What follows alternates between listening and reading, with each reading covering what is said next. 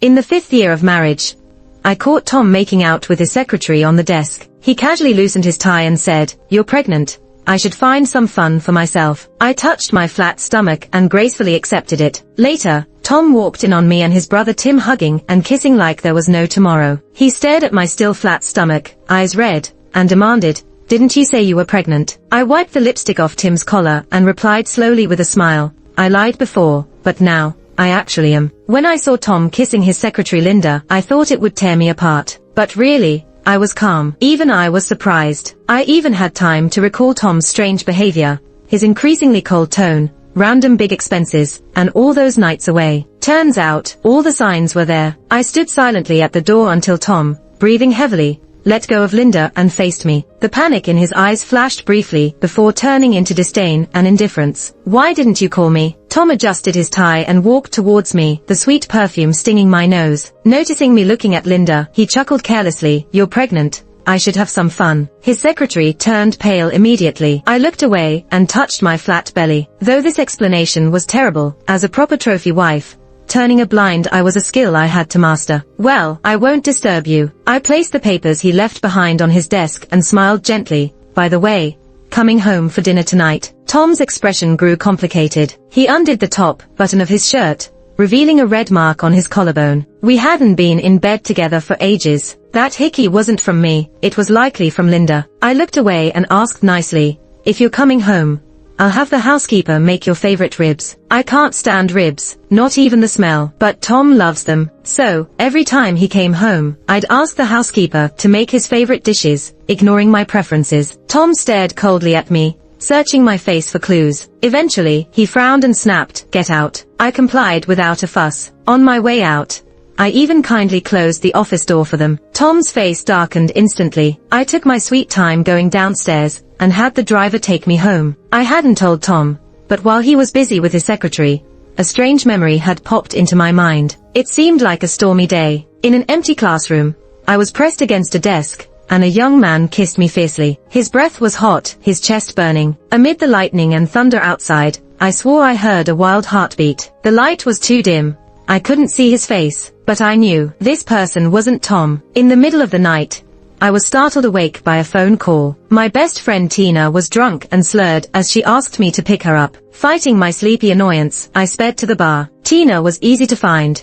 She was the one loudly cursing her ex and crying at the same time. Men are all trash. They should be stuck to a wall to behave. I remembered catching Tom earlier and nodded in agreement. Tina cursed more, downing drinks one after another. I tried to stop her but failed and ended up taking a drink myself in frustration. Tina suddenly sobered up. "Wendy, you're pregnant, you can't drink." I blinked and whispered my secret. "I'm not pregnant." My dad wanted a certain piece of land in the south of the city, so he lied to Tom that I was pregnant in exchange for benefits. Just like with our previous arranged marriage, my feelings didn't matter. When Tom found out, he followed my dad's wishes and transferred the land to the Wens at a dirt cheap price. Tina quickly put two and two together, frowning. What if Tom finds out? I shook my head in confusion. I don't know. Maybe I'd fake an accident, or have a falling out with his mistress, find some excuse to miscarry. Hearing my dad say that chilled me to the bone. I suddenly longed for the strange memory's warm embrace and kiss. So real, as if I literally had someone once who cared for me entirely. How could that be? I laughed bitterly, taking another sip. Suddenly, Tina's ramblings disappeared, replaced by a rebellious voice getting louder in my ears. "Wendy, stop drinking. I don't enjoy dragging you back after you've been kicking me the whole way." Through the haze, I met a pair of mocking, smiling eyes. He stretched the last note of my name, hoarse and playful. "Wendy, misbehave more, and I'll kiss you." A sudden rush of emotions almost drowned me. I desperately wanted something to prove I wasn't dreaming. Tina's shocked voice broke the spell. I slowly came back to my senses, realizing I was gripping a cold, pale wrist. I had clutched it so hard that I could feel the watch digging into my palm. This newcomer was familiar. He smiled, eyes glancing at my lips. Long time no see. He was Tom's brother, Tim. I must have been crazy to watch Tina leave in a cab, then turn back to Tim. "Want to give it a try?" Tim raised an eyebrow, cigarette dangling, muffling his words. "My brother's still around." I noticed his words lacked the lightness he pretended to have. He seemed even a bit sad. "Why?" I'd only met Tim a few times. The first was at my wedding with Tom. I was confused, but felt an inner tug. "Your brother's off somewhere with his secretary.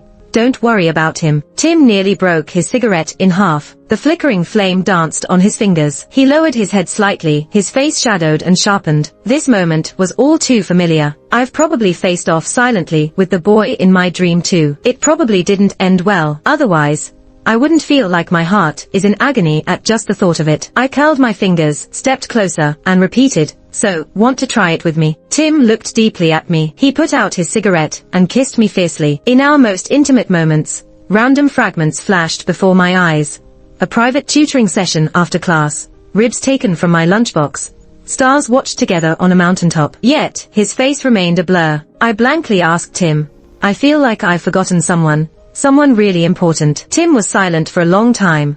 So long I thought he didn't want to answer. Then, he spoke. "If you've forgotten, then they aren't that important. If they are not important, forget about it." He said those seemingly heartless words, yet he affectionately nuzzled my neck. "Is that so?" I instinctively felt something was off. But soon, another wave of pleasure completely drowned me. I heard Tim say faintly, "The ones who remember everything are the ones who hurt the most. So forget it. Some memories, it's enough for one person to remember." After Tim took the initiative this time, he started avoiding me. Whether it was calls or texts, he pretended not to see them. It wasn't until Tom's new canary came running to provoke me that I pretended to be lost and dialed Tim's number. "Tim, I'm scared." Tim arrived quickly. Heart-achingly, he handled the scratches for me and angrily cursed under his breath. What a jerk. I stopped him from calling Tom, softly leaning into him. "He's probably in someone else's bed right now. He won't come back." Tim stiffened. Tears brimmed my eyes as I whispered in his ear, "Tom doesn't love me. Will you, please?" And then things got out of control. In the main bedroom, where the wedding photos hung,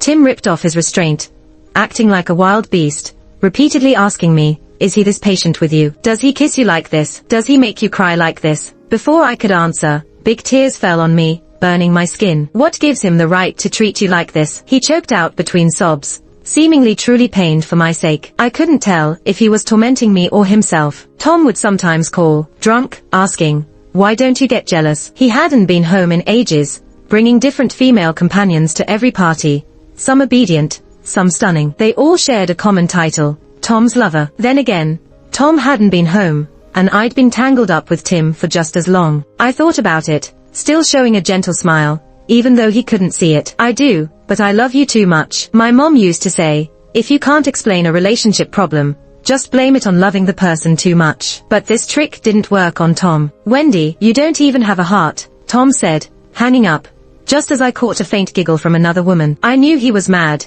but I didn't know why. So I asked Tim beside me, "Do you think I lack morals? This world has made loyalty a must for marriage, but it only restricts women, not men." Tim chuckled abruptly. "So if I hit on Wendy, you'd think I'm immoral too." The chains binding him were shattered. He tossed the question back, but continued, "We're equally bad.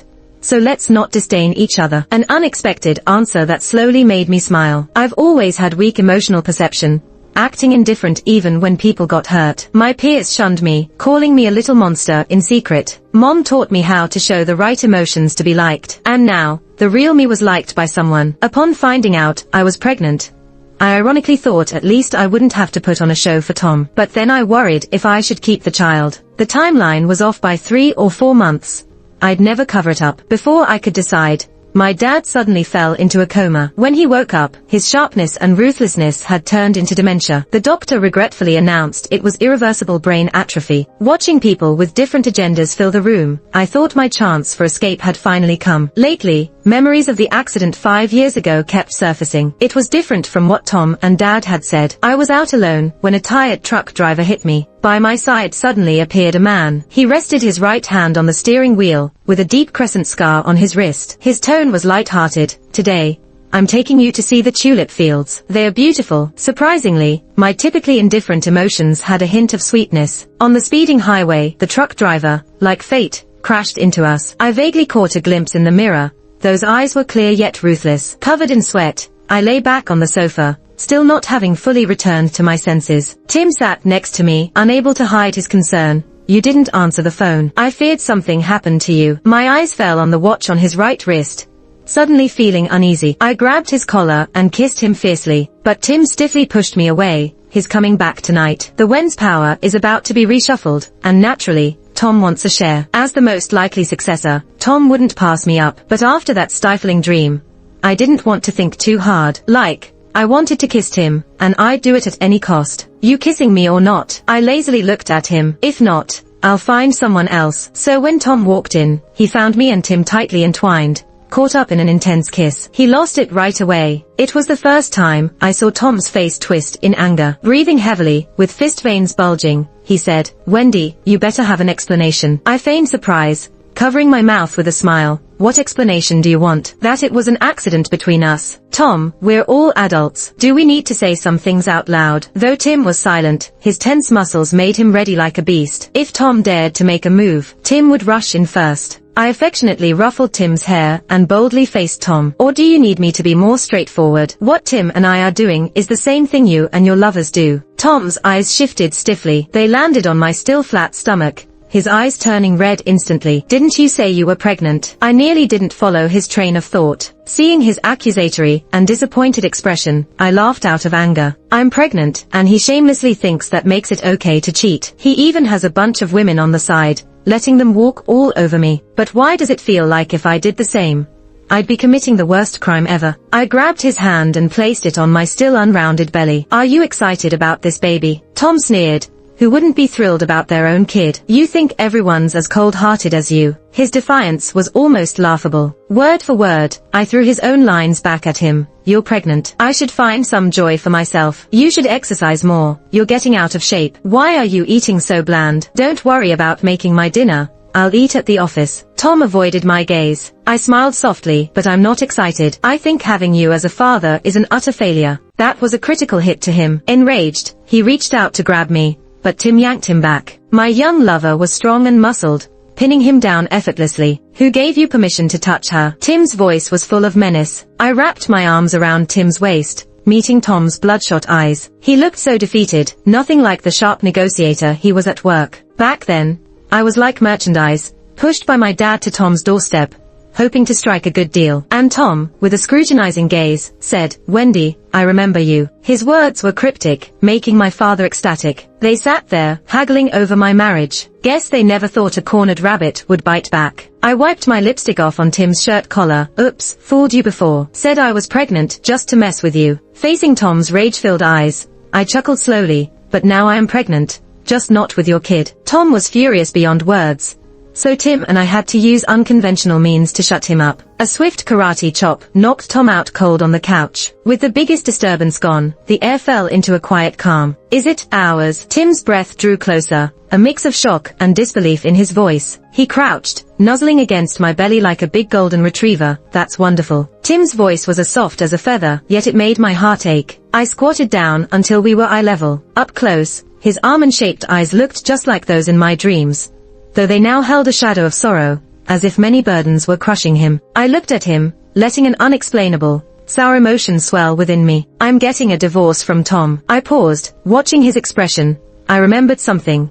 Someone very important to me. Tim's eyes widened abruptly. After a moment, he softly acknowledged, trying to stay calm, but the whitening knuckles gave away his unrest. When Linda arrived, she found Tom unconscious on the sofa. I composed myself. "Linda, could you do me a favor and give Tom a ride?" I hesitated. "Who's he been seeing lately?" Linda, still dazed, followed my train of thought. "Jenny, I think. He's been there 4 or 5 times this month." I nodded with a kind smile. "Then send him over. Tell Miss Jenny to take care of him until he wakes up." Tim sure used a lot of force. The bruise on the back of Tom's neck turned purplish, and I couldn't help but shake. "Who knows how long he'll be out." Linda arrived dazed and left just as confused. Her petite frame probably couldn't even handle walking my Labrador. I waved a hand for Tim to haul him to the car. What a waste of Tom's tailored suit, ruined by the gravel outside. When Tim returned, he saw me laughing with joy. He wanted to hug me, but I stopped him with a finger to his chest. "Take a shower first. You're all sweaty and smelly." "Okay." He obediently fetched the new robe I got for him. Halfway through, Tim called me, sounding awkward. "Ah, I forgot a towel." I shouted back, "I'll get it for you." The new towels were right beside me. I'd planned this. Tim only took off his watch during showers, but wouldn't let me open the bathroom door. I was itching to know if that scar under his watch was the one I recognized. "Open the door," I commanded. The locked door opened a crack. Tim's right hand appeared, but quickly retreated for his left. The steam dispersed as I blinked almost imperceptibly. "Here you go, don't catch a cold." Seeing I hadn't said much, Tim visibly relaxed. The bathroom was just a few steps from the window, and I slowly made my way over. The city's vibrant lights sparkled like stars, as forgotten memories flooded back. When Tom slipped the ring on my finger, when he kissed me in front of everyone, when family joked about us expanding the family tree, Tim was just sitting quietly nearby, his eyes lowered, hiding his emotions. When I met his gaze, he'd give me a playful smile, raising his glass in a silent toast. His long-held melancholy and restraint. Today, I finally understood it all. Tears suddenly fell, and I wiped them, failing to clear them away. "What's wrong?" Tim's lazy voice came as he walked over, toweling his hair. "I saw the crescent scar on your wrist." His footsteps stopped abruptly. Silence stretched through the room, bringing coldness. I turned to see Tim's blank expression, and couldn't help but sniffle. Carefully, hopefully, I asked him, "So, Tim, can you call me Wendy?" "Wendy? Didn't I explain this 3 times already? You're really making me look bad if you mess it up again." "Wendy, I'm taking the ribs. The cold chicken salad's yours." "Wendy, the moon looks beautiful tonight." The night's breeze was cool, and I wore his jacket, staring at him in confusion. The boy cupped the back of my head, our breaths mingling. After a moment, he murmured, "I meant, the stars are really bright. Lawrence once said, every star you see is light from a star that died millions of years ago, traveling through space-time, casting a flipped reflection on your retina. Time stretches into infinity, hurtling towards me, and then, it condenses into this very moment." Outside the window, thousands of lights twinkled, with streams of light reflecting in Tim's eyes, just as dazzling as the starry sky from the mountains 7 years ago. I couldn't help but gently touch the reddened corners of his eyes, glistening with a thin layer of moisture, like a butterfly weighed down by dew. "Tim, the moonlight's really beautiful tonight." I smiled. "I mean, the stars are so bright." Suddenly, fireworks lit up over the river, the cheerful noises riding the breeze into our ears. Tim's long eyelashes fluttered. It was as if a door had opened, and the loneliness of years lay bare before me. "Aren't you gonna hug me?" I softly asked, looking at him. Just as the second round of fireworks burst, he suddenly pulled me into a tight embrace, as if wanting to meld me into his being. In this same time and space, our heartbeats began to sync. I was dazed, feeling the warmth and dampness spreading on my shoulder. "Wendy, it's been a long time." Tim sighed, his lonely world turning to joy as he wrapped it around me. "I've really missed you." I took a bath, and Tim took the hairdryer to dry my hair. "Enjoying the warm service?" I asked. "Why did you hide it from me for so long? Why didn't you tell me that we were once in love so intensely that just a glimpse into those memories made my heart race?" The hairdryer buzzed on, Tim's voice low and husky. "The day I came back was your wedding with Tom. When I was forced to call you sister-in-law, the unfamiliar look you gave me, I won't ever forget it. Without your memories, are you still my love?" Tim's fingers brushed my wet hair, trembling slightly. "Wendy, my mom passed away miserably because my dad cheated. I can't stand becoming what I hate. If Tom can give you a good life, one where you're well provided for and respected, telling you would only cause unnecessary trouble. What's the point?" I suddenly turned to grip his hand. "Tim, that's what you think is a good life, but it's not what I want. Tom and I were never equals. I was nice to him, just to make my life easier. But when he got tired of me,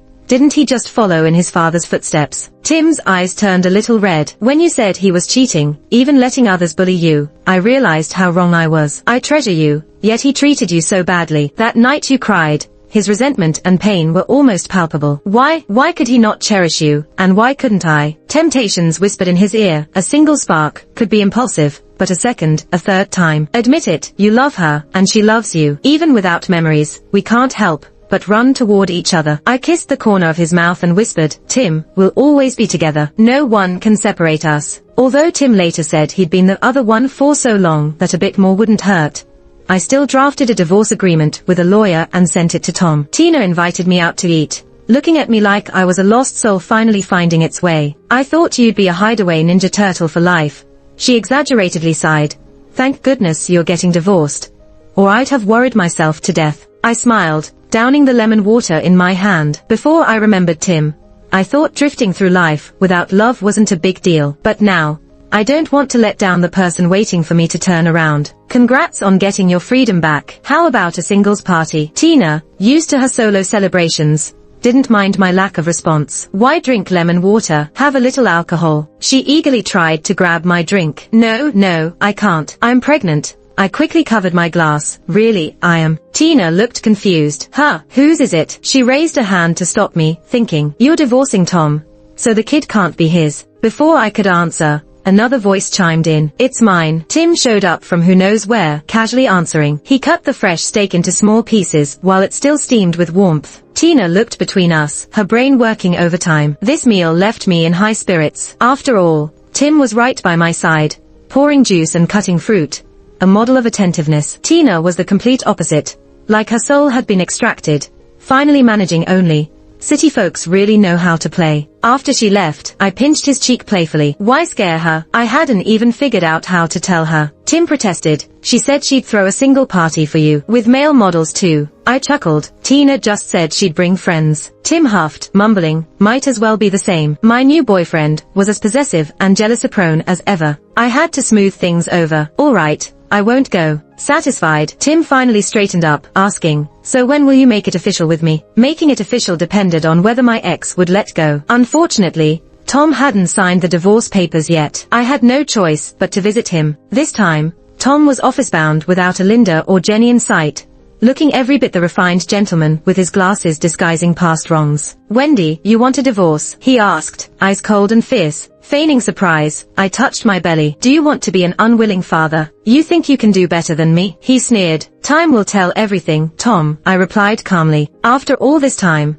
I'm no longer swayed by his attitude. I know I can take the Wen family to a higher place. Not because I'm smarter than him, but because I know how to use the resources around me and how to unite people. Tom's face drifted into my mind. That boy I'd saved in the alley, once so helpless and desperate, and now I'd put him in jail myself. That's fate playing tricks on us, right? I couldn't help but chuckle. Life's sometimes absurd and dramatic like that. After visiting my father, I went back to the company. Linda, the girl who used to be involved with Tom, now holds an important position in my company. Her intelligence and ability made me confident in my choice. Boss, there are some documents you need to review. Linda walked into my office with a stack of papers in her hands. I nodded slightly, took them, and started flipping through. Linda's good like that. She always brings me the right information at the right time. Thanks, Linda, I said sincerely. She smiled and nodded, a hint of confidence in her eyes. That confidence is what I've always wanted to see in those around me. After dealing with the paperwork, I called Wendy. She's my good friend and partner on this career path. Wendy, let's have dinner tonight. There's something I want to chat about, I said into the phone. Sure, I've got some things to share too,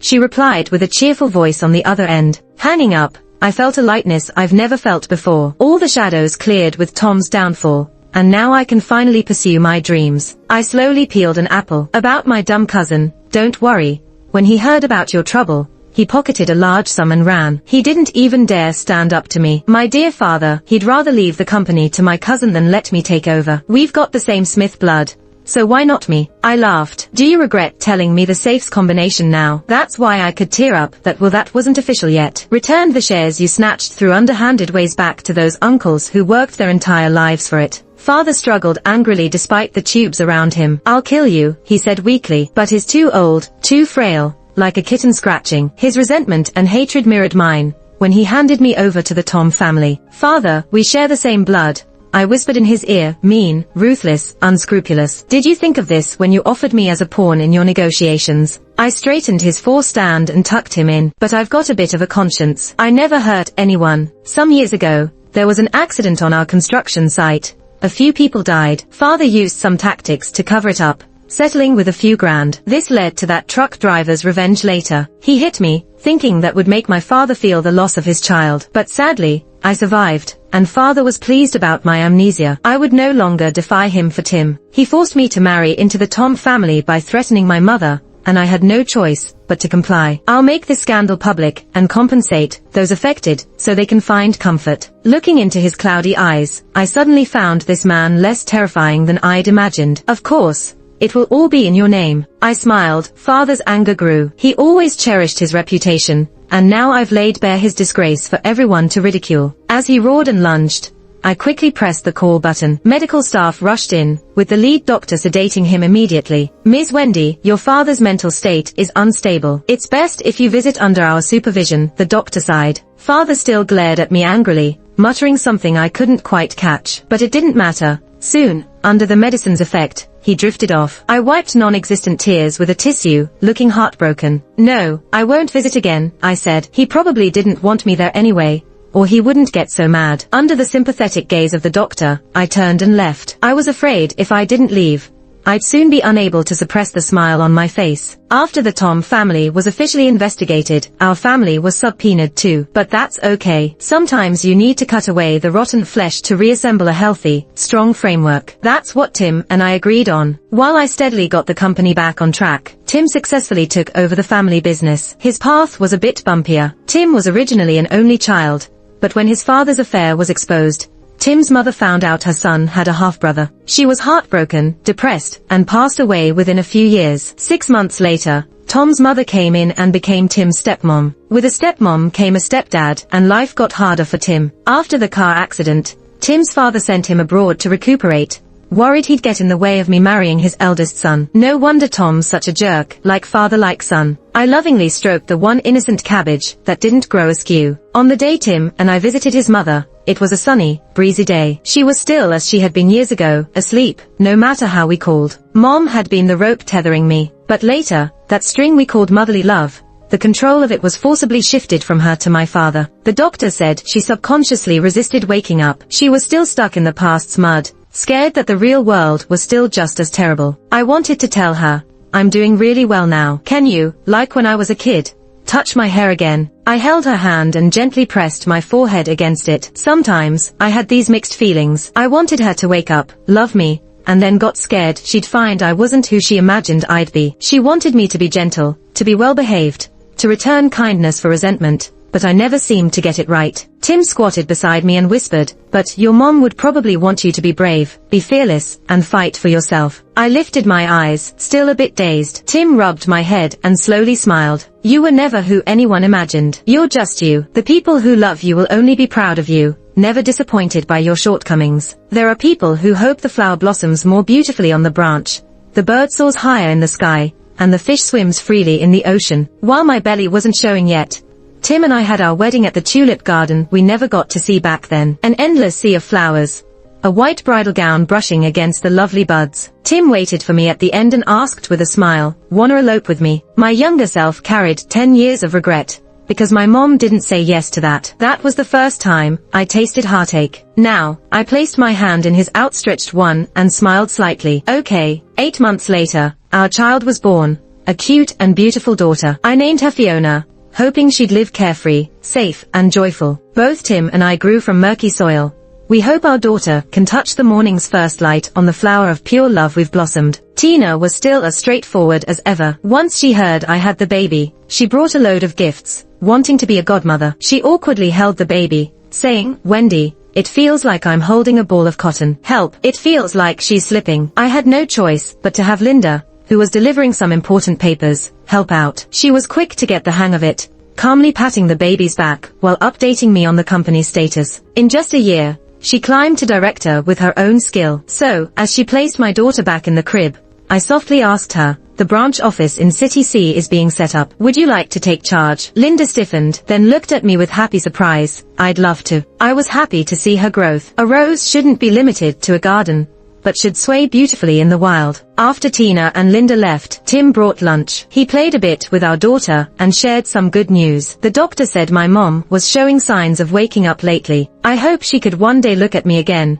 at her granddaughter, and this wonderful world without her husband. Still pondering company stuff, I looked up to see him urging me to open a package. Without saying much, he just kept gesturing with those pretty eyes of his. Amused, I leisurely peeled back the Velcro on top. Inside was a simple ring, held in a red velvet box. "Though we've already chosen our wedding ring, I wanted to give you this one I engraved myself," Tim said, focused as he slipped it onto my finger. Compared to the diamond ring, this one was plain, but, strangely, it filled my heart with something light and sweet. Mom gave me the warmth of family, Tina gave me the joy of friendship, and Tim gave me the sweetness of love. He whistled and kissed the back of my hand. "Happy 10th anniversary, Wendy." We'd been through 10 years already. We used to long for each other across mountains and seas, pained by yearning. Now here we are, hand in hand, promising forever. Time will smooth all our hardships and trials, and we'll only get better and better.